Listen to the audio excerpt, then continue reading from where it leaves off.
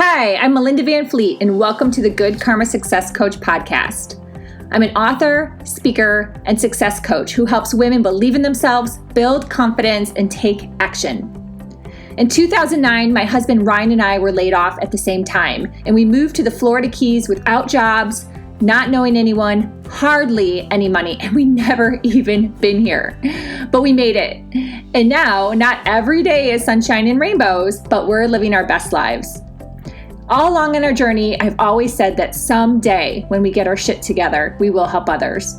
So each week, my intent is to be relatable and bring you tactical tips, tools, share my learnings and stories that can help inspire or transform you wherever you are in your career or general life and make an impact. I strongly believe that if I can do it, you can do it too. So what's stopping you? Hi, everyone, and welcome to this week's Good Karma Success Coach podcast. Thank you in advance for joining us. Yes, and I said us because this week is very, very special. It is the launch of my second solo book, Life and Love Lessons: How to Discover Confidence Through Your Spiritual Journey. And I asked my very good friend and spiritual mentor, Debbra Lupien, to interview me for the podcast. So I thought it would be fun to have her interview me and therefore be able to share even more tips, tools, and ideas with the audience so it can help you on your journey as well. Your journey to confidence, your journey to feeling better and living your best life. So she did an awesome job, and it was a really, really fun conversation. So I'm really, really grateful that you're tuning in to hear it as well. And I really hope you like it. My other thing I want to say really quick is that we laughed afterwards that we never touched on the fact that throughout the whole book, all the stories are weaved with manifestation and law of attraction. And it's not something I necessarily dive into in the book as its own chapter or topics. And that's just because it's just part of my story, it's part of my journey. So you're going to learn through the stories versus me just repeating stuff that you've read in other books, because there's so many other books out there on manifestation and law of attraction, as well as videos and courses and coaches and all the things. So I didn't go that route in this book, but it's weaved so you will be inspired and hopefully have some aha moments just from reading the stories and understanding the journey. So Debbra is the voice of the Akashic records. She is a best-selling author. She does soul introductory readings, which I talk about in my book, and I hope you connect with her as well. I will put her information in the show notes, and she is amazing. So on to the podcast. Thanks for listening. So welcome, Debbra. Thank you in advance for doing this. I really appreciate you, and I'm so excited. Thank you. Linda, so happy to be here. Thanks for letting me do this. Oh, yes. So I am really excited about this new book of yours, Life and Love Lessons: How to Discover Confidence Through Your Spiritual Journey. And it's so perfect because you are a fabulous coach, but what I think makes you really stand out is the way that you intertwine your spiritual understanding with your work, with your clients. It just takes it up a notch, and it makes it so much more exciting and impactful. And, being a spiritual teacher, of course, I love that kind of stuff. So I was wondering if you would talk to us a little bit about some of the stories in the book. Yes. And thank you. Gosh, that is definitely why I wrote this book, is because over the years, as I've been working on my spiritual journey, in my spiritual journey, however you want to put it, and you have definitely been a big part of that, which I appreciate. And it has just been like following the breadcrumbs, working on my intuition and all those things. I really feel like if I would have known all of this years ago when I started my career, let's say, at age, 21, 22, I would have been more successful, less behavioral issues, let's say, and likely more abundance, working on our mindset, working on our energy, working on positivity, and all of those things, all of those shifts that have made me into what I am now at age 50 are, because of recognizing different spiritual tools, modalities, working with teachers, having different things happen to me, and really like mixing them up. Like I've really taken all of these lessons and mixed them up. And actually, one of the chapters is about how this is really a blender. Like I've put all of this in a blender, and hence these stories kind of now just pour out of me. And they're here to help all of you. They're here to help all of you. So that if there's someone out there that, is, let's say, going through something, they can read one of the stories and have an aha moment and go, oh, I get it. I have something similar going on. And now I know how I can shift and move through this and feel better and be working towards something that, is bigger than me and makes me feel good. So so it's definitely a book of stories. Lots of stories. And some of the chapters, to answer your question, Deborah, there's 20 chapters total. So this book is a little bit longer than Confidence Mastery for Couples. And I actually write about the book length of Confidence Mastery for Couples in the book because that was a trigger for me. That book size and that it's not super big, it's only 107 pages, was actually a trigger for me. So that's one of the stories in the book. I talk about human design. So if you've been following me on the podcast, I'm a huge fan of human design. I love human design. And I write about that. I write about Kabbalah. I write about letting go. I write about energy shifts. I write about reconnecting with my higher self, which has been a huge part of my journey, and learning how to follow my intuition. So those are two really big pieces that are intertwined.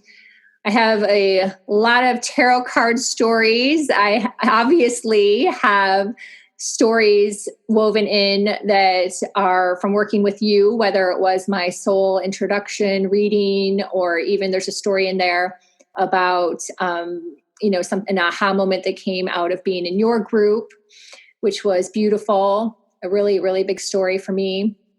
And a lot of business stories too. A lot of stories about building my business, being a sales rep and then transitioning to becoming a coach. And a lot of triggers in those stories and things that I really had to work through and let go of and find peace with. So, it's a cornucopia, and I think it's a very different book. I've read lots of books on spirituality, a lot. My bookshelves are kind of big.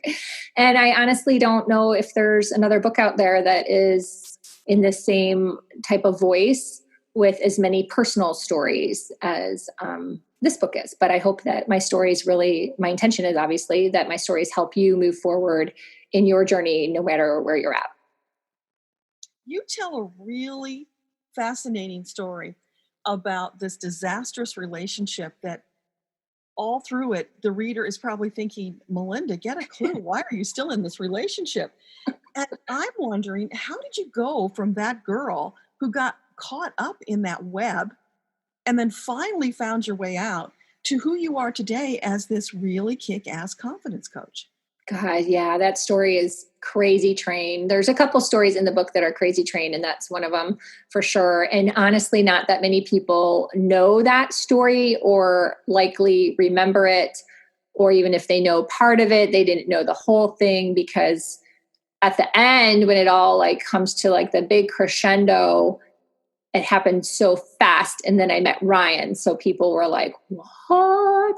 But yeah, it's definitely one of those head scratchers that I believe that a lot of women can relate to, because if they've been in a toxic relationship, if they've been, abused, lied, cheated on, any of those things, there's definitely an element of when do you break free from that? How and so many women get stuck. I mean, that's why it's such a big challenge for so many women and men. It can happen on the flip side too. But gosh, when I went through that and just felt like a complete effing idiot because I always considered myself a really smart person. Like, I mean, I could, say goofy, I went to college, I got really good grades, I had good jobs, like all the things. And then I end up in this relationship where I'm just so embarrassed and ashamed at the whole journey. It was just really, really awful. And when I met Ryan and I was starting to have some of the same tendencies of, some forgiveness and some things were similar, but then that tarot card reader was able to set me on the right path with Ryan. It was just really eye-opening, and I had to keep moving forward to and just remembering, this is not going to happen to me again. I'm smarter than this. I'm going to remember this story, but I'm not going to wallow in it.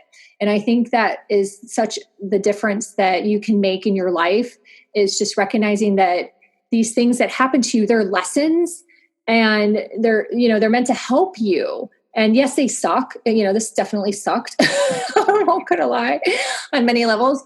But it helped me be stronger than when I met Ryan, and realize and appreciate the relationship with a different lens. And I think remembering things in a positive way, kind of just going, okay, I'm not going to do this again. I'm going to move forward, versus sitting in it, because that's what happens. So many people sit in the pain, in the embarrassment, in the shame, in the sadness, instead of cry for half an hour. Like I heard Oprah say on a speech the other day, cry for half an hour and then figure out how to move forward. I mean, that is kind of what you have to do.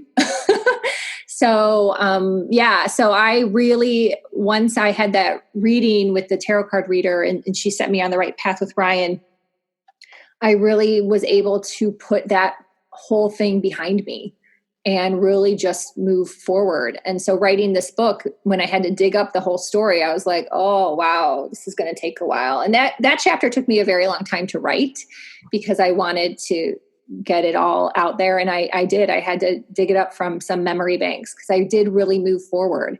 And I think that would be my advice to anyone out there, is if you're having something painful, see the lesson in it and do your best to remember that it's a lesson that's going to help you on your next piece of your journey. And it will end up, being a positive. And then you can even share that with somebody else to help them.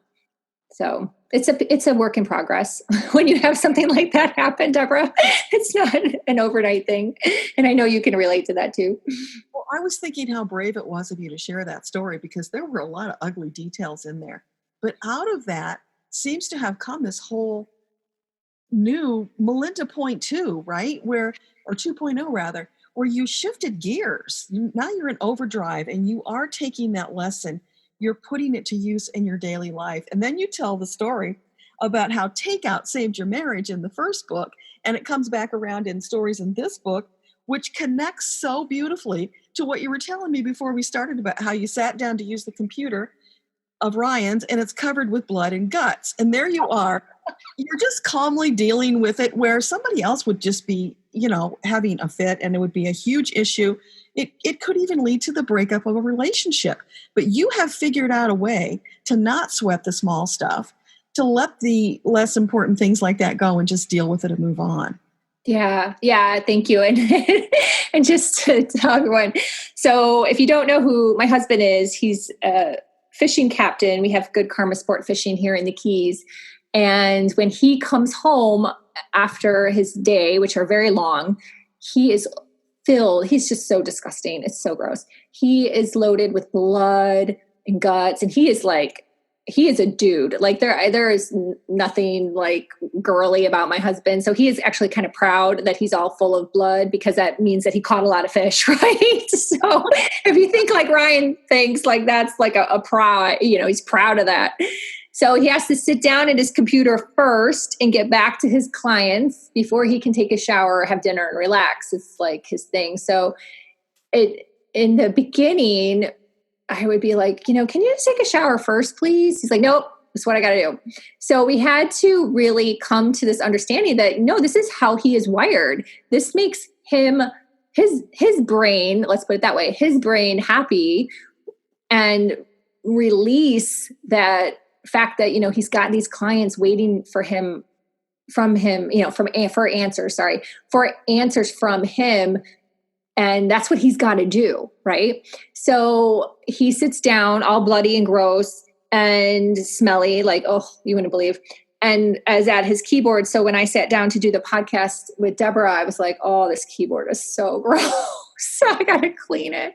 So I whipped out the little wipies and just started like space by space between all the keys, like cleaning the keyboard. But when he explained it to me, that this helps his brain to be able to just be like, okay, I got back to those people. It's because it's a business, right? So he's like, I got to get back to those people. So he can get back to those people and take a shower, then eat dinner, then relax. Number one, he communicated to me what was going on, right? And then number two, I have worked on my communication so fiercely, and I'm going to use that word fiercely over the years. And I write about that a lot in Confidence Mastery for Couples, that number one, I'm like so proud of the fact that he can tell me that and he can communicate, and then I can receive that communication and go, oh, I get it. And then quite often I will relate his story to maybe something that I have to do that's similar, right? So for me, when I was a sales rep, I would come home from a trip and I would have to unpack my car like right away and put everything away like right away, and then tidy up whatever he didn't like put together right when I was gone, right? So he leaves the cup for the dog food on the counter, right? So I'd put the cup for the dog food in the dog food bag, and I would just do that for a half an hour, and then I could relax and have dinner and have a conversation. But I had to do that first too. So it became where communicating with each other then built like this understanding, and really taking the time to think like, okay, I get it. Like, I'm going to be at peace with this, and making the choice to be at peace with this. In that all, if you grasped all of that, I started meditating in May of 2018. And I have never, ever missed a day, just like washing my face and brushing my teeth and going to the bathroom and drinking water, right? How many things is that? 5. I've never missed a day of meditating. So when I started meditating, it just started taking off outside pressures. It really helped alleviating just junk. And just little by little over the years, I saw that I could easily handle just dealing with the little bullshit crap that you shouldn't be worrying about or stressing about or thinking about. Like, let that shit go. And that's actually one of the chapters in the book, just like, let it go. It's little, let it go. And that's a huge piece of it.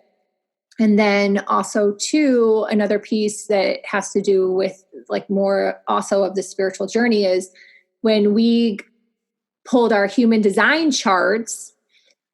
That's just an eye-opening experience, people.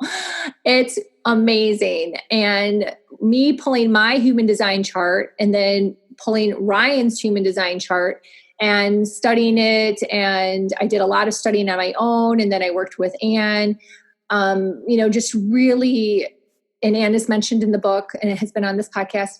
It's just really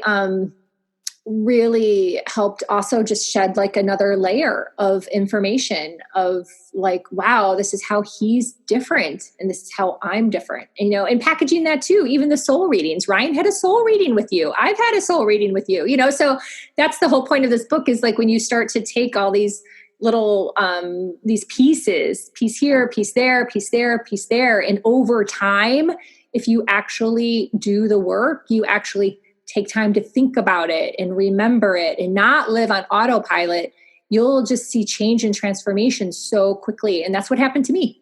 That is literally what happened to me. And it has happened to my husband and happens with my coaching clients. So it's really doing the work and taking all these little pieces and seeing how they interconnect and can make you a better person. I think what you role model so beautifully is don't take it personally, because it's probably, as you said, they're just different from you. that doesn't mean that you must change them. And then you give them the space to be who they are.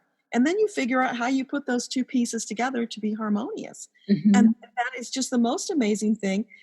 I've watched the two of you interact. I've listened to you, and it's really marvelous. And I think that so many people struggle with that stuff because they do take it personal.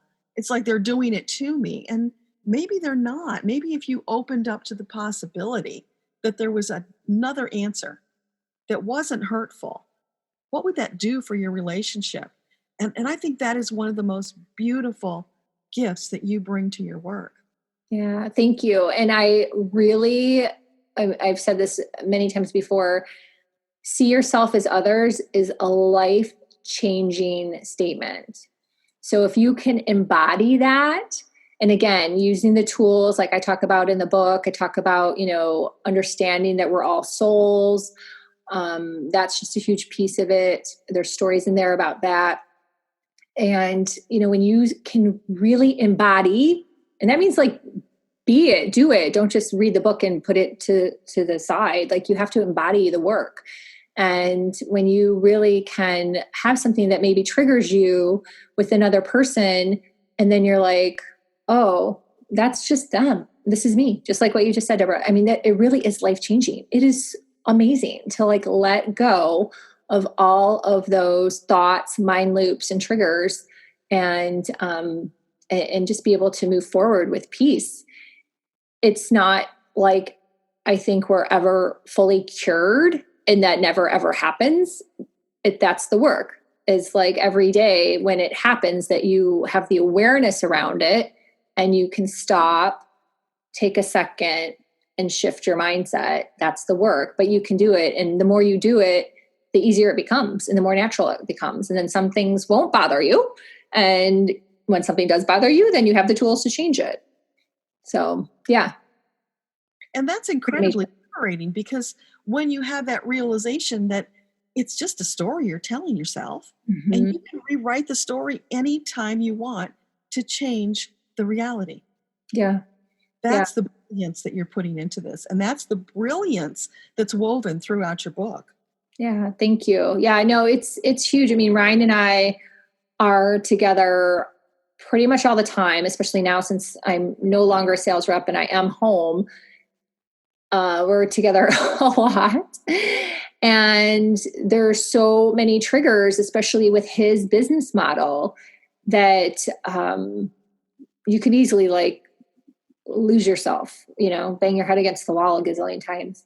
And finding a way to not have those things bother you. I mean, there's just so many bigger things in life than me getting upset because he left the cup for the dog food on the counter. It's just, but that's what happens in relationships. They get like annoyed and pissed off about all this little stuff, and then this little stuff builds and then they explode.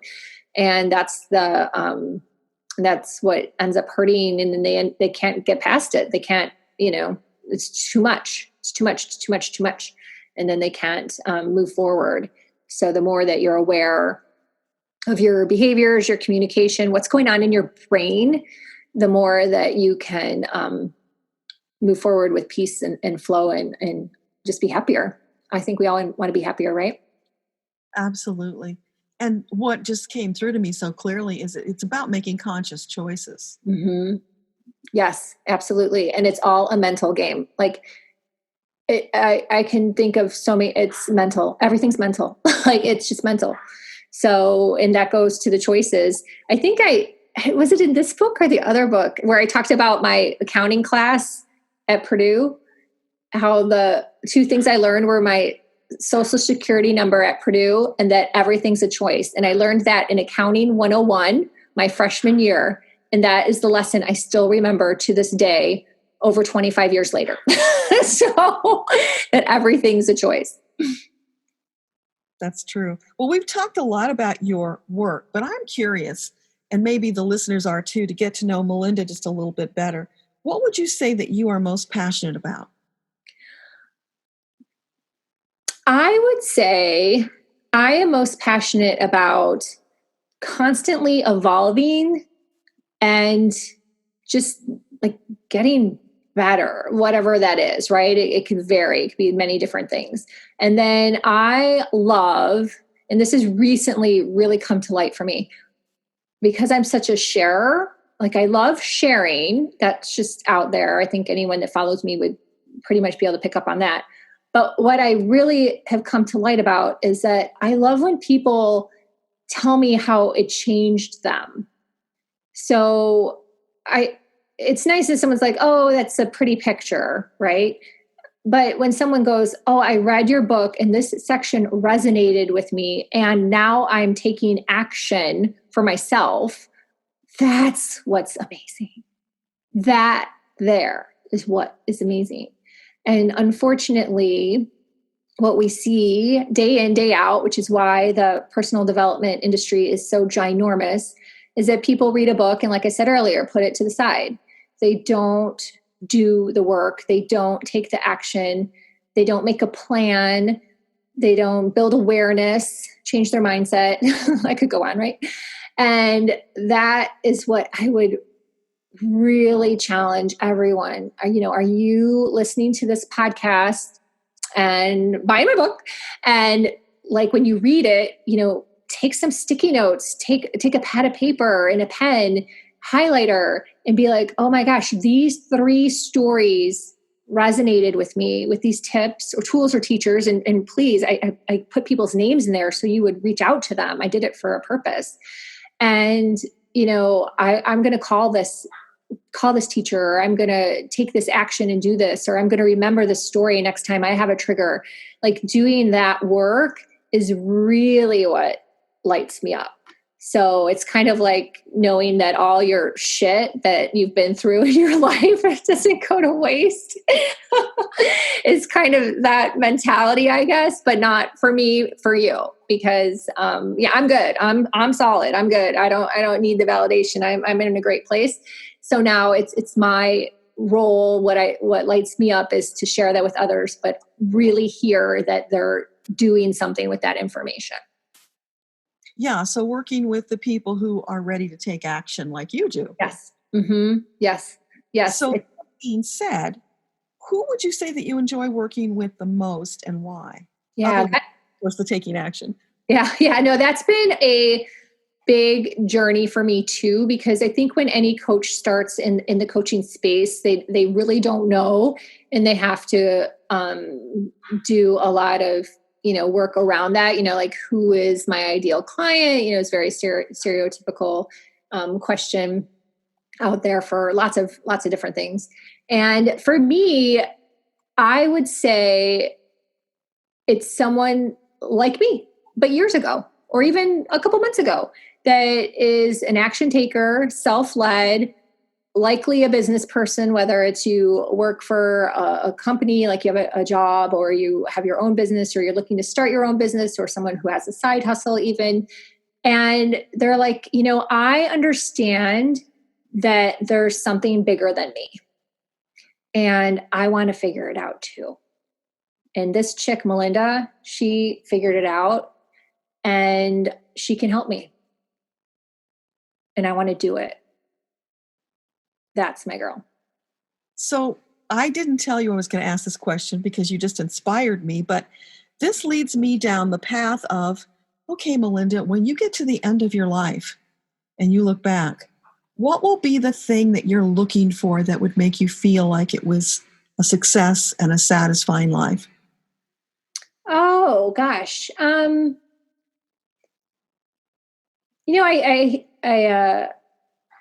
I think it's really just knowing. I'm just going to talk about my niece, Sienna. Well, I love both my nieces equally, so I'm definitely saying this, but it's just like, I'll just use Sienna as this example. So Sienna has embraced a lot of the spiritual tools really quickly and easily. I know Sydney has too, but I'm just using Sienna again as an example. And again, I love them both equally. And just seeing Sienna embrace them and use the tools for her to feel better. Some of the things I've known she's written for what do you call it? Mantras and affirmations. Like I know where they're coming from because I know her and she's my niece.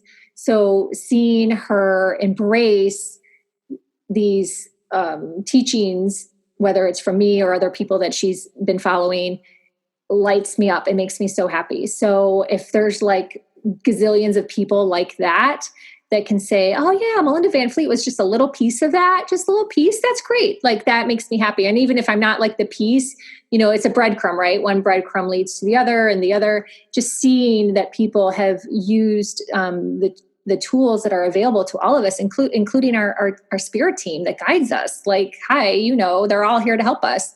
Like just so they can live their best life possible is really all I would care about to be remembered for. So, and if I have a really nice house that people can come hang out at, that would be cool too. So Awesome. I could just leave it to charity and people could be like, yeah, this is that cool house. So, awesome. So the book is coming out next Wednesday, the 28th, right? Yes. Yep. It's coming. So on the 28th, go to Amazon and check out Melinda's book because it is fabulous. Now, Melinda, what do you want people to do after they read your book?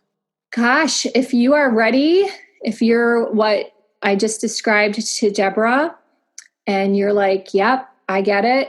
I know there's something bigger. I'm ready to take action. Let's go. Let's do it. Contact me, and I'll put all my information in the show notes. Those people that are tired of waiting for someday and they're ready to do it now. Yeah, life's too short. Like, think about how time goes by so fast. It's crazy. And, it really is. And the amount of people that I hear saying, oh, I'm going to wait to make a change till my kids graduate from high school. Like I hear that, it's like, no, like you are important too. You are important. And that's what I think gets lost sometimes, that a lot of people are, they put their kids first and their husbands first and all those things. And I'm not judging you if you're one of those people. I'm just saying you are important too. So whether it's working with me or another coach or contacting someone in the book or even just reading the book and taking some action, do it for you. Do it for you because you are important and you deserve to live your best life. And I am so glad that I chose that for me years ago, because once you are happy, then that permeates to all the other people as well. So if you are living where you're only serving, but you're not happy, that energy is not doing anyone else any good, people. So you have to take care of yourself first and become happy. So again, whether it's you feel called to connect with me or somebody else, do something that is making yourself better today. Take some action. Yes. Take some action, people. Awesome. So remember, everybody, July 28th, that book is coming out and you want it in your hot little hands. Thank you so much, Melinda, for letting me take the microphone and interview you today. It was really fun. Yes, it's definitely different to be on the other side for your own podcast. So it's really fun.